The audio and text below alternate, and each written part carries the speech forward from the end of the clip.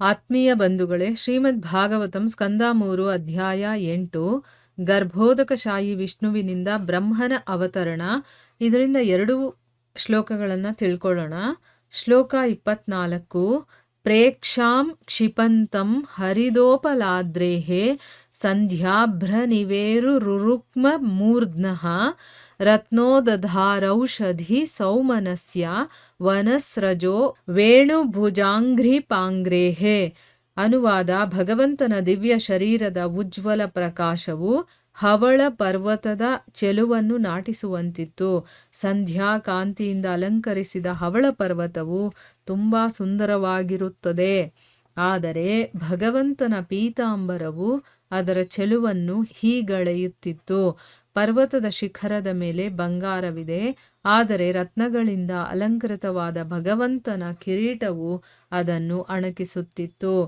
ಪರ್ವತದ ಜಲಪಾತಗಳು, ಗಿಡಮೂಲಿಕೆಗಳು ಮೊದಲಾದವು ಪುಷ್ಪಗಳ ದೃಶ್ಯದೊಂದಿಗೆ ಹಾರೆಗಳಂತೆ ಕಂಗೊಳಿಸಿದವು. ಆದರೆ ಭಗವಂತನ ಬೃಹತ್ ಶರೀರ ಮತ್ತು ಅವನ ಕೈಕಾಲುಗಳು ರತ್ನಗಳು, ಮುತ್ತುಗಳು, ತುಳಸಿ ಮತ್ತು ಹೂವಿನ ಹಾರಗಳಿಂದ ಅಲಂಕೃತವಾಗಿ ಪರ್ವತದ ನೋಟವನ್ನು ನಾಚಿಸುವಂತಿತ್ತು. ಶ್ಲೋಕ 25. ಆಯಾಮತೋ ವಿಸ್ತರತ ಸ್ವಮಾನದೇಹೇನ ಲೋಕತ್ರಯ ಸಂಗ್ರಹೇಣ ವಿಚಿತ್ರ ದಿವ್ಯಾಭರಣಾಂಶುಕಾನಾಂ ಕೃತಶ್ರಿಯಾಪಾಶ್ರಿತ ವೇಷದೇಹಂ. ಅನುವಾದ: ಉದ್ದ ಅಗಲಗಳಲ್ಲಿ ಅಪರಿಮಿತವಾದ ಅವನ ದಿವ್ಯ ಶರೀರವು 3 ಗ್ರಹ ವ್ಯೂಹಗಳಾದ ಊರ್ಧ್ವ, ಮಧ್ಯ ಮತ್ತು ಅಧೋಲೋಕಗಳನ್ನು ಆವರಿಸಿತು. ಅಪ್ರತಿಮ ವೇಷ, ವೈವಿಧ್ಯ ಮತ್ತು ಯೋಗ್ಯ ಆಭರಣಗಳನ್ನು ಒಳಗೊಂಡ ಅವನ ಶರೀರವು ಸ್ವಯಂ ಪ್ರಕಾಶದಿಂದ ಕೂಡಿತ್ತು.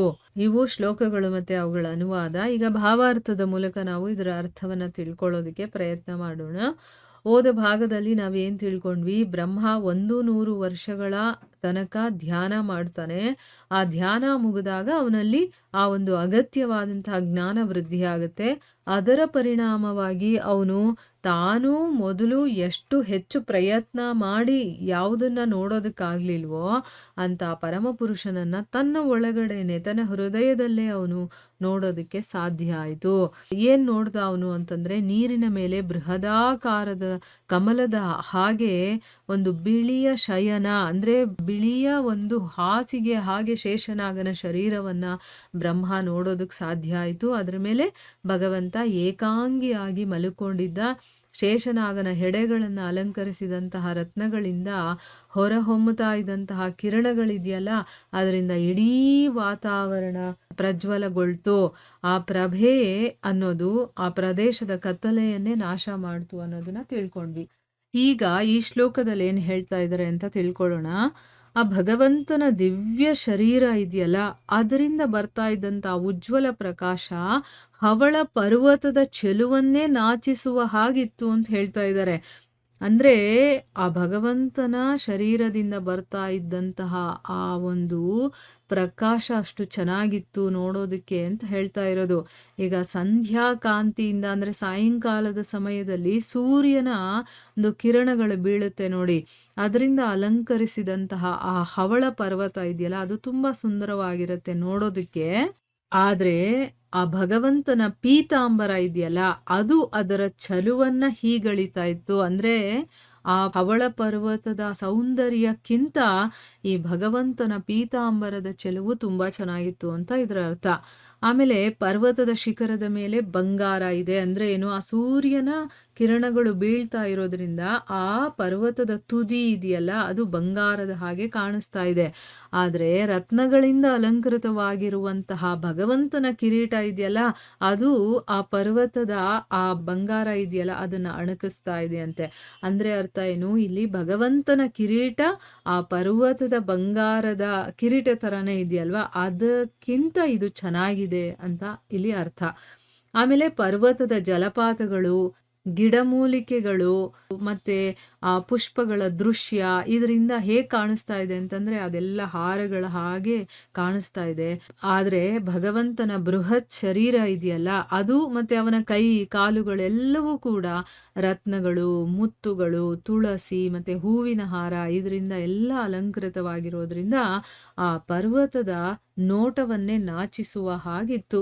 ಈಗ ನಾವು ಪರ್ವತವನ್ನ ನೋಡಿದಾಗ ಅಲ್ಲಿ ಜಲಪಾತಗಳಿರುತ್ತೆ, ಗಿಡಮೂಲಿಕೆಗಳಿರುತ್ತೆ, ಹೂವುಗಳಿರುತ್ತೆ, ಹಣ್ಣುಗಳಿರುತ್ತೆ, ಬೇರೆ ಬೇರೆ ರೀತಿಯದ್ದೆಲ್ಲ ನೋಡಿದಾಗ ಎಷ್ಟು ಚೆನ್ನಾಗಿದೆ ಅಂತ ನಮ್ಗನ್ಸುತ್ತೆ. ಆದರೆ ಭಗವಂತನ ಒಂದು ಶರೀರವನ್ನ ನೋಡಿದಾಗ, ಅವನ ಒಂದು ಅಲಂಕಾರವನ್ನ ನೋಡ್ಬಿಟ್ರೆ ನಮಗೆ ಅದು ಇದ್ರ ಮುಂದೆ ಏನೂ ಇಲ್ಲ ಅನ್ನೋ ರೀತಿ ಅನ್ಸ್ಬಿಡುತ್ತೆ ಅಂತ ಹೇಳ್ತಾ ಇದ್ದಾರೆ.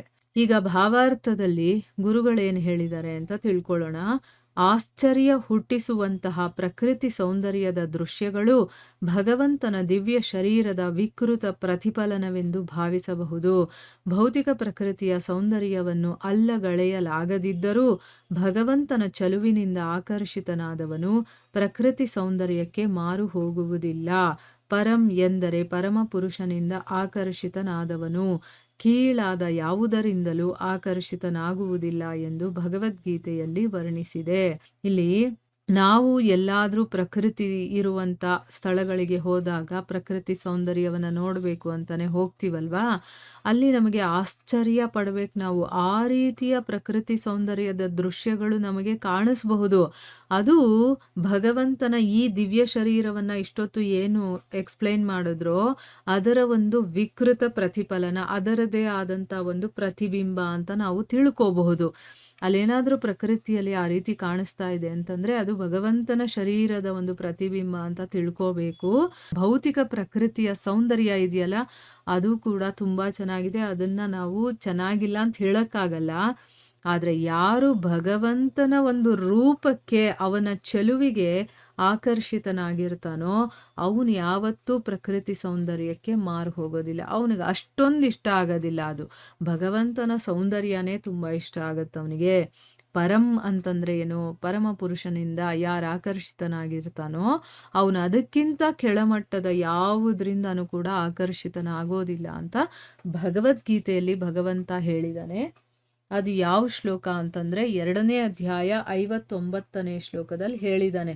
ಏನ್ ಹೇಳಿದಾನೆ? ವಿಷಯ ವಿನಿವರ್ತಂತೆ ನಿರಾಹಾರಸ್ಯ ದೇಹಿನಃ ಅನ್ನುವಂತ ಶ್ಲೋಕ.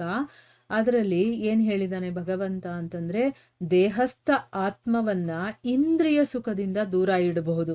ಆತ್ಮವನ್ನ ಇಂದ್ರಿಯ ಸುಖಗಳು ಯಾವುದನ್ನು ಅವನು ಭೋಗಿಸ್ಬಾರದು ಅಂತ ದೂರ ಇಡಬಹುದು. ಆದ್ರೆ ಆ ಇಂದ್ರಿಯ ಸುಖವನ್ನ ಪಟ್ಟಿರ್ತೀವಲ್ವಾ, ಆ ವಸ್ತು, ಆ ರುಚಿ ಇರುತ್ತಲ್ಲ, ಅದು ನಮ್ಮ ಒಳಗಡೆನೆ ಉಳಿದಿರುತ್ತೆ. ಅದನ್ನ ಎಲ್ಲಿಂದ ದೂರ ಇಡ್ತೀರಾ ಅಲ್ವಾ? ಅದನ್ನ ಹೇಗೆ ಮತ್ತೆ ದೂರ ಮಾಡೋದು ಅಂತಂದ್ರೆ, ಈಗ ಆ ರುಚಿ ನೋಡಿರುತ್ತಲ್ಲ, ಅದಕ್ಕಿಂತ ಇನ್ನೂ ಉತ್ತಮವಾದಂತಹ ರುಚಿಯ ಅನುಭವವನ್ನ ಅದಕ್ಕೆ ಕೊಟ್ಟಾಗ ಈ ಒಂದು ಆಸಕ್ತಿಯನ್ನ ನಾವು ದೂರ ಮಾಡಬಹುದು. ಆಗ ಅವನ ಪ್ರಜ್ಞೆ ಸ್ಥಿರವಾಗಿರತ್ತೆ ಅಂತಂದ್ಬಿಟ್ಟು ಭಗವಂತ ಹೇಳಿದಾನೆ. ಅಂದ್ರೆ ಉನ್ನತವಾದದ್ದು ಏನಾದ್ರೂ ಕೊಟ್ರೆ, ಈಗ ಆಲ್ರೆಡಿ ನಮಗೆ ಇಂದ್ರಿಯ ಸುಖದ ಒಂದು ರುಚಿ ಗೊತ್ತಿರತ್ತೆ, ಅದಕ್ಕಿಂತ ಉನ್ನತವಾದಂಥದ್ದನ್ನ ಏನಾದ್ರೂ ಕೊಟ್ಟಾಗ ಮಾತ್ರ ಅದನ್ನ ಬಿಡೋದಕ್ಕೆ ಸಾಧ್ಯ ಆಗತ್ತೆ. ಎಲ್ಲಕ್ಕಿಂತ ಶ್ರೇಷ್ಠ ಉನ್ನತವಾಗಿರೋದು ಯಾವುದು ಅಂತಂದ್ರೆ ಭಗವಂತನಲ್ಲಿರುವಂತಹ ಒಂದು ಸೌಂದರ್ಯ. ಭಗವಂತನಿಗಿಂತ ಶ್ರೇಷ್ಠವಾಗಿರುವಂಥದ್ದು ಯಾವುದೂ ಇಲ್ಲ ಇನ್ನ, ಅಲ್ವಾ? ಈಗ ಮುಂದಿನ ಶ್ಲೋಕದಲ್ಲಿ ಏನ್ ಹೇಳ್ತಾ ಇದ್ದಾರೆ ಅಂತಂದ್ರೆ, ಉದ್ದ ಅಗಲಗಳಲ್ಲಿ ಅಪರಿಮಿತವಾದ ಅವನ ದಿವ್ಯ ಶರೀರ ಇದೆಯಲ್ಲ, ಅಂದ್ರೆ ಅಷ್ಟು ಉದ್ದ ಇದ್ದಾನೆ, ಅಷ್ಟು ಅಗಲ ಇದ್ದಾನೆ. ಅದರಿಂದಾನೆ 3 ಗ್ರಹ ವ್ಯೂಹಗಳು, ಯಾವುದು ಊರ್ಧ್ವಲೋಕ, ಮಧ್ಯ ಮತ್ತೆ ಅಧೋಲೋಕ ಎಲ್ಲವನ್ನು ಕೂಡ ಆವರಿಸ್ತು ಆ ಶರೀರ. ಅಷ್ಟು ಉದ್ದ ಅಗಲ ಇದೆ ಅಂತ ಹೇಳ್ತಾ ಇರೋದು. ಆಮೇಲೆ ಅಪ್ರತಿಮವಾದಂಥ ವೇಷ, ವೈವಿಧ್ಯ ಮತ್ತೆ ಯೋಗ್ಯವಾದಂಥ ಆಭರಣಗಳನ್ನ ಒಳಗೊಂಡಂತೆ ಅವನ ಶರೀರ ಸ್ವಯಂ ಪ್ರಕಾಶದಿಂದ ಕೂಡಿತ್ತು. ಭಗವಂತ ಎಲ್ಲಾ ರೀತಿಯ ಆಭರಣಗಳಿಂದ ಅಲಂಕೃತನಾಗಿದ್ದಾನೆ. ಅಂದ್ರೆ ಆ ಒಂದು ಶರೀರಕ್ಕೆ ಯಾವ ರೀತಿಯ ಆಭರಣಗಳನ್ನ ತೊಟ್ರೆ ಚೆನ್ನಾಗಿರುತ್ತೋ ಆ ರೀತಿಯ ಆಭರಣದಿಂದ ಕೂಡಿದ್ದ. ಮತ್ತು ಅದರಿಂದ ಅವನ ಶರೀರ ಕೂಡ ಸ್ವಯಂ ಪ್ರಕಾಶದಿಂದ ಕೂಡಿತ್ತು. ಈಗ ಭಾವಾರ್ಥದಲ್ಲಿ ಗುರುಗಳೇನು ಹೇಳ್ತಾ ಇದ್ದಾರೆ ಅಂತ ತಿಳ್ಕೊಳ್ಳೋಣ. ದೇವೋತ್ತಮ ಪರಮಪುರುಷನ ದಿವ್ಯ ಶರೀರದ ಉದ್ದಗಲಗಳನ್ನು ಅವನ ಅಳತೆಯಿಂದಲೇ ಅಳೆಯಲು ಸಾಧ್ಯ. ಏಕೆಂದರೆ ಅವನು ಇಡೀ ವಿಶ್ವವನ್ನು ವ್ಯಾಪಿಸಿದ್ದಾನೆ. ಈ ಐಹಿಕ ಪ್ರಕೃತಿಯ ಚೆಲುವಿಗೆ ಅವನ ಸ್ವಂತ ಚೆಲುವೇ ಕಾರಣ. ಆದರೂ ಅವನು ಯಾವಾಗಲೂ ತನ್ನ ದಿವ್ಯ ವೈವಿಧ್ಯವನ್ನು ಪ್ರಮಾಣಿಸಲು ಸೊಗಸಾದ ವೇಷಭೂಷಣಗಳಿಂದ ಕೂಡಿರುತ್ತಾನೆ. ಆಧ್ಯಾತ್ಮಿಕ ಜ್ಞಾನದ ಮುನ್ನಡೆಯಲ್ಲಿ ಇದು ತುಂಬ ಅಗತ್ಯವಾಗಿದೆ. ನೋಡಿ, ಭಗವಂತನ ಆ ದಿವ್ಯವಾದಂತಹ ಶರೀರದ ಉದ್ದಗಲಗಳನ್ನು ಯಾರು ಅಳತೆ ಮಾಡೋದಕ್ಕೆ ಸಾಧ್ಯನೇ ಇಲ್ಲ. ಅವನ ಅಳತೆಯಿಂದಾನೇ ಅವನನ್ನು ಅಳಿಬೇಕೇ ಹೊರತು ಬೇರೆ ಇನ್ಯಾವುದರಿಂದನೂ ಅಳಿಯೋದಕ್ಕೆ ಸಾಧ್ಯ ಇಲ್ಲ. ಯಾಕಂದರೆ ಇಡೀ ವಿಶ್ವವನ್ನೇ ವ್ಯಾಪಿಸ್ಕೊಂಡಿದ್ದಾನೆ ಅವನು. ಹೇಗೆ ಅಳಿತೀರಾ ಅದನ್ನು? ಅಳಿಯೋದಕ್ಕೆ ಸಾಧ್ಯ ಇಲ್ಲ. ಈ ಒಂದು ಪ್ರಕೃತಿಯ ಒಂದು ಚೆಲುವು ಇದೆಯಲ್ಲ, ಅದಕ್ಕೆ ಕಾರಣ ಏನು ಅಂತಂದರೆ ಅವನ ಸ್ವಂತ ಚೆಲುವು. ಅವನು ಸೌಂದರ್ಯದ ಒಂದು ರೂಪ, ಅದರ ಒಂದು ಪ್ರತಿಬಿಂಬ ಆಗಿರೋದ್ರಿಂದ ಈ ಪ್ರಕೃತಿ ಅದು ಕೂಡ ಸುಂದರವಾಗಿದೆ. ಅದು ಯಾಕೆ ನಮ್ಗೆ ಅಷ್ಟು ಚೆನ್ನಾಗಿ ಕಾಣಿಸುತ್ತೆ ಅಂದರೆ ಅದು ಭಗವಂತನ ಸೌಂದರ್ಯದ ಪ್ರತಿಬಿಂಬ ಆಗಿರೋದ್ರಿಂದ. ಆದರೂ ಭಗವಂತ ಏನು ಮಾಡ್ತಾನೆ, ಯಾವಾಗಲೂ ಕೂಡ ತನ್ನ ದಿವ್ಯ ವೈವಿಧ್ಯವನ್ನು ಪ್ರಮಾಣಿಸ್ಕೊಳ್ಳೋದಕ್ಕೋಸ್ಕರ ಒಳ್ಳೊಳ್ಳೆ ಸೊಗಸಾಗಿರುವಂಥ ವೇಷಭೂಷಣಗಳಿಂದ ಅವನು ಕೂಡಿರ್ತಾನೆ.